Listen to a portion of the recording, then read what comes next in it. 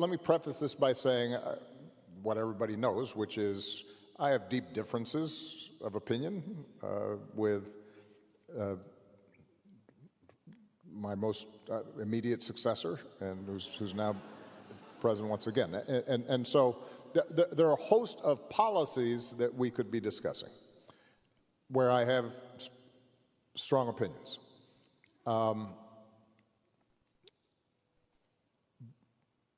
But at least for most of my lifetime, let's say the post-World War II era,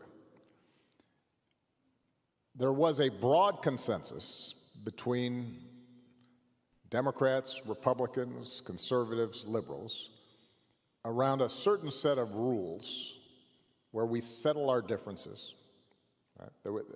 That there are some bonds that transcend party or region or ideology.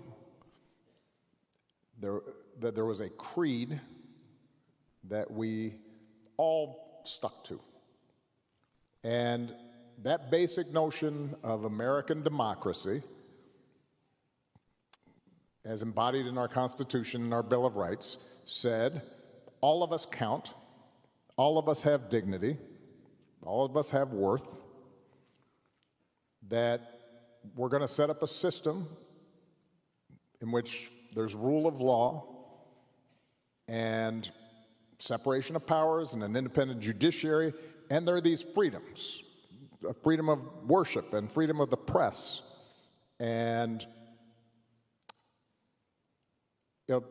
an assurance that if we go before the law, that there will be an impartial process to make decisions.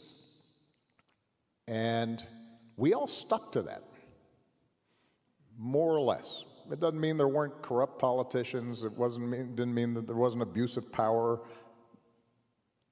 in society itself.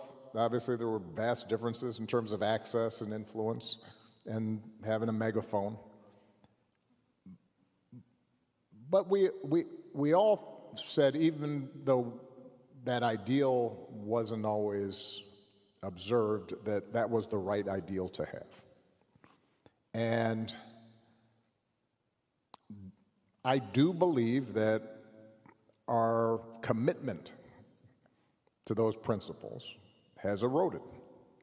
And I think when we think of a constitution, we think of the highest governing authority in a nation, a foundational set of laws that guides, protects, and directs the people. In the same way, when we place God as our constitution, we are declaring him as our ultimate authority, the standard by which our lives are ordered. Just as no law in a nation should override its constitution, no personal desire, cultural trend, or outside influence should override the word and will of God in our lives. Scripture says in Isaiah 33:22, NIV, "For the Lord is our judge, the Lord is our lawgiver, the Lord is our king, it is he who will save us." This shows us that God holds every role of authority.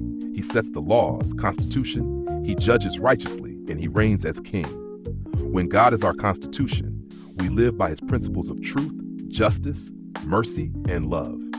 Our relationships, decisions, and actions are measured against his word rather than shifting human standards. This brings stability, clarity, and moral direction, even in confusing times. Just as a nation crumbles without respecting its constitution, a person's life loses order and protection without recognizing God as the foundation. By allowing God to be our constitution, we walk in obedience, find true freedom within his boundaries, and ensure that our lives are built on an unshakable framework that can withstand every trial.